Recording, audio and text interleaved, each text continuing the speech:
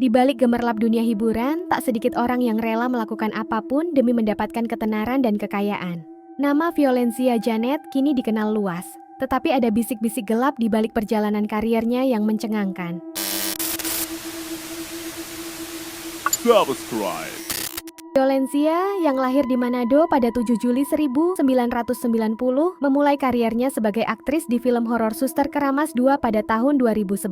Namun, setelah itu, langkahnya di industri hiburan terasa terseok-seok. Tawaran akting semakin jarang, popularitasnya meredup, dan kehidupannya mulai terasa berat. Sebagai seorang ibu dari 3 anak, tekanan finansial pun semakin menghimpit. Suatu malam, dalam keputusasaan, ia bertemu dengan seorang perempuan tua misterius, yang konon dikenal sebagai Nyai Kembang, seorang dukun sakti yang memiliki akses ke kekuatan gaib. Dengan suara berbisik, Nyai Kembang menawarkan jalan pintas, sebuah perjanjian yang bisa membuatnya kembali bersinar di dunia hiburan dengan syarat tertentu. Berbagai pertimbangan berputar di kepala Violencia. Ia ingin sukses, ingin kembali diperhitungkan, dan ingin hidup tanpa tekanan ekonomi. Akhirnya, dengan hati bergetar, ia mengangguk setuju. Ritual pun dimulai. Di sebuah tempat terpencil, di bawah cahaya bulan yang samar, Nyai Kembang menyalakan dupa beraroma menyengat. Seekor ayam hitam disembelih, darahnya mengalir di atas sehelai kain putih bertuliskan mantra kuno. Violencia diminta berlutut dan mengucapkan sumpah kesetiaan kepada makhluk gaib yang akan menjadi pendampingnya. Sosok hitam tinggi besar muncul dari balik bayangan, mengelilingi tubuhnya dengan hawa dingin yang menusuk. Sejak malam itu, sesuatu berubah dalam dirinya. Kariernya melonjak tajam, nama Violencia kembali diperbincangkan. Ia mendapatkan lebih banyak proyek, pengikut media sosialnya meningkat drastis, dan kehidupannya semakin makmur. Namun, di balik semua itu, ada harga yang harus dibayar. Beberapa kejadian aneh mulai menghantuinya. Setiap malam, ia mendengar bisikan samar di telinganya. Suara yang memintanya untuk memberikan tumbal secara berkala. Kucing-kucing di sekitar rumahnya sering ditemukan mati dengan luka misterius.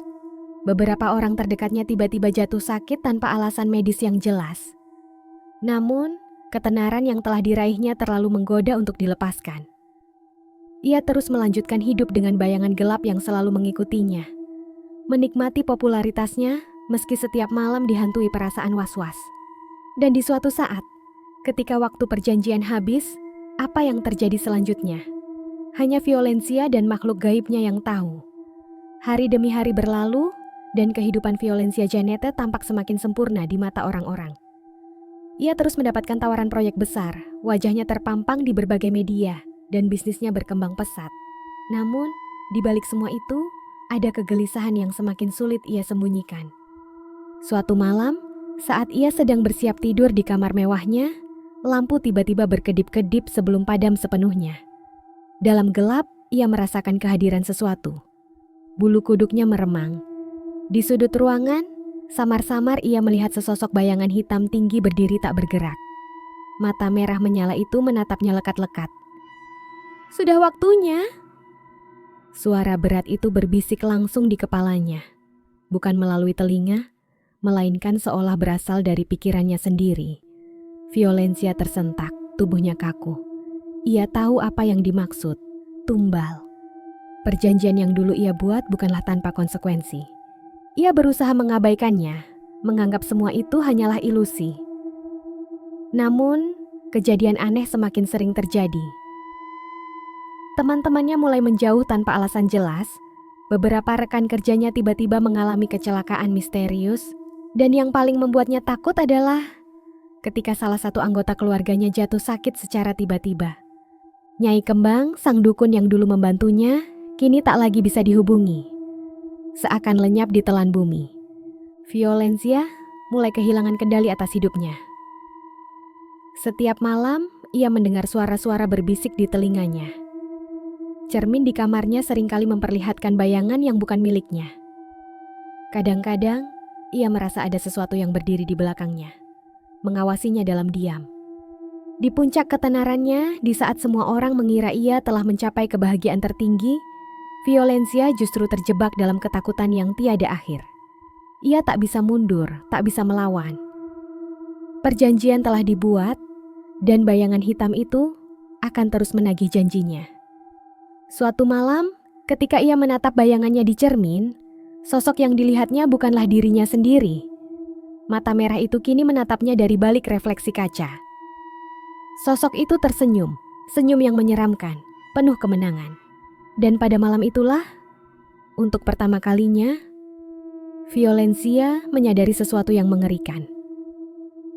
Bukan dia yang mengendalikan hidupnya lagi. Namun, apakah masih ada jalan untuk keluar? Hari-hari semakin berat bagi Violencia Janet. Bayangan hitam itu tak lagi hanya mengintai. Ia kini hadir dalam setiap sisi kehidupannya. Terkadang saat Violencia sedang berbicara dengan seseorang, ia melihat sekilas sosok mengerikan itu berdiri di belakang lawan bicaranya, seolah menunggu sesuatu. Suatu malam, dalam keputusasaan, ia mencari jalan keluar. Ia mengunjungi seorang paranormal ternama yang dikenal bisa melepaskan perjanjian gaib. Namanya Mbah Suro, pria tua dengan mata tajam yang seakan bisa menembus jiwa. Begitu Violencia duduk di hadapannya, tanpa perlu penjelasan panjang, Mbah Suro sudah mengerti. "Kamu sudah terlalu dalam," katanya dengan suara berat. Violencia memohon, menangis, meminta pertolongan. Ia ingin hidupnya kembali normal. Ia rela kehilangan ketenaran dan kekayaannya, asalkan bisa lepas dari bayangan yang terus menghantuinya. Mbah Suro menarik napas panjang, menatap mata Violencia dalam-dalam. "Tumbal harus diganti dengan tumbal. Jika ingin bebas, kau harus menyerahkan seseorang."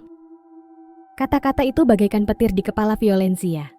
Haruskah ia mengorbankan nyawa seseorang demi menyelamatkan dirinya sendiri? Siapa yang harus menjadi korban? Ia tak sanggup membayangkannya.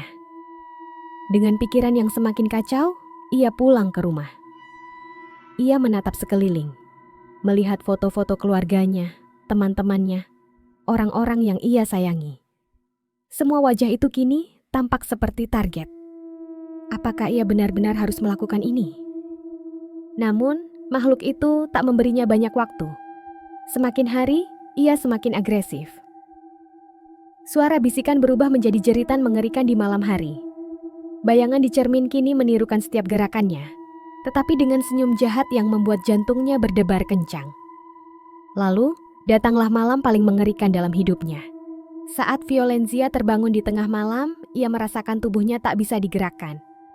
Ia tersadar dalam keadaan sleep paralisis, tetapi kali ini lebih menyeramkan dari sebelumnya. Makhluk itu berdiri di sisi tempat tidurnya, menunduk, menatapnya dengan mata merah menyala. "Pilih, atau aku yang memilih untukmu." Suaranya bergema, masuk langsung ke dalam pikirannya. Dan saat itu juga, ia tahu, tak ada jalan untuk lari. Apakah ia akan menyerahkan nyawa seseorang? Atau membiarkan dirinya yang diambil sebagai tumbal? Pilihannya hanya ada dua. Malam itu menjadi malam terpanjang dalam hidup Violencia Janet. Ia terbaring kaku di tempat tidurnya, napasnya tersengal, sementara makhluk itu terus mengawasinya dari kegelapan kamar. Pilihan telah diberikan, ia harus mengorbankan seseorang, atau ia sendiri yang akan menjadi tumbal. Kepalanya dipenuhi bayangan wajah orang-orang yang dekat dengannya.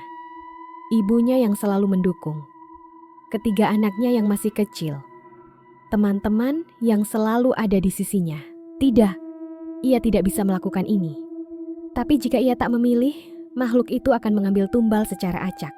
Dan mungkin seseorang yang lebih ia cintai akan menjadi korbannya.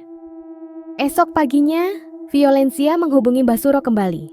Dengan suara bergetar, ia bertanya, "Tidak adakah cara lain?"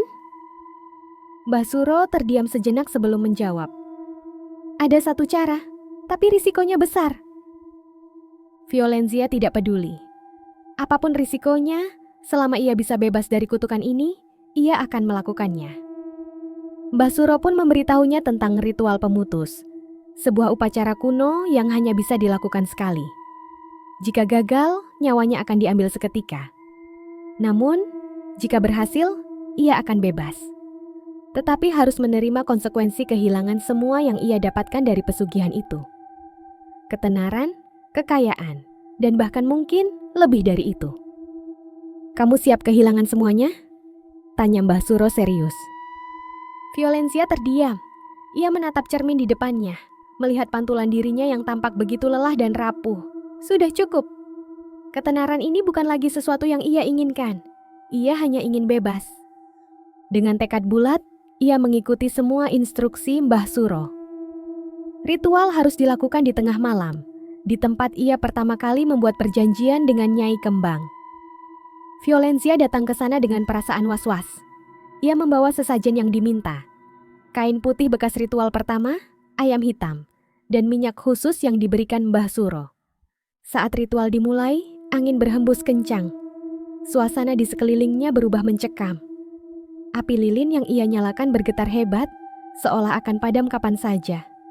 Tiba-tiba, tanah di bawahnya terasa bergetar. Makhluk itu datang. Ia tak lagi hanya sekadar bayangan. Kali ini, sosok hitam tinggi besar itu muncul dengan jelas. Matanya merah menyala, mulutnya tersenyum lebar dengan gigi tajam yang menjijikkan. Ia berdiri di hadapan Violencia, menunggu jawaban. "Aku ingin mengakhiri perjanjian ini," teriaknya. Makhluk itu mengeluarkan suara menggelegar yang menyerupai tawa. Terlambat, tidak ada jalan keluar. Tapi Violencia tetap melanjutkan mantra yang diberikan Mbah Suro. Ia menggigit ibu jarinya, meneteskan darah ke dalam mangkuk yang berisi minyak dan abu ritual sebelumnya. Tiba-tiba, makhluk itu menggeram kesakitan.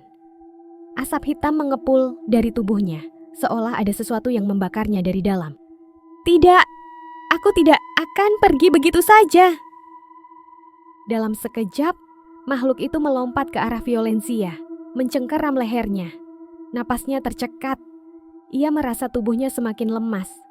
Pandangannya mulai mengabur. Tapi sebelum semuanya benar-benar gelap, ia mendengar suara Mbah Suro yang berbisik dalam pikirannya. "Bakar kain putihnya, sekarang!" Dengan sisa tenaga yang ia punya, Violencia meraih kain putih itu dan melemparkannya ke dalam api.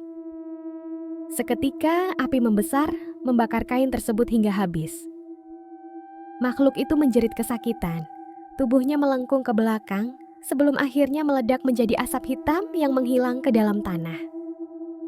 Violencia jatuh tersungkur. Tubuhnya gemetar hebat, matanya menatap kosong ke langit yang kini mulai terang. Ia berhasil. Tapi saat ia kembali ke rumah, ia menyadari sesuatu. Ponselnya tak lagi dipenuhi notifikasi dari media sosial. Namanya tak lagi trending. Semua endorsement yang dulu mengantre kini tak ada kabar. Bahkan beberapa teman dekatnya tampak tak mengenalnya lagi. Ia telah kehilangan segalanya, ketenaran, uang, dan semua yang ia bangun. Namun, untuk pertama kalinya dalam bertahun-tahun, ia merasa bebas. Dan baginya, kebebasan itu lebih berharga dari segalanya. Video ini sepenuhnya bersifat fiktif dan dibuat untuk tujuan hiburan semata. Setiap karakter, kejadian, dan alur cerita yang ada dalam kisah ini tidak berdasarkan pada kejadian nyata atau individu tertentu. Kami tidak bermaksud untuk menyinggung atau menyakiti pihak manapun. Jika Anda menikmati cerita ini, jangan lupa untuk memberikan komentar dan like. Kami sangat menghargai pendapat dan dukungan Anda. Jangan ragu untuk berbagi pendapat atau berbicara tentang bagaimana cerita ini menginspirasi Anda.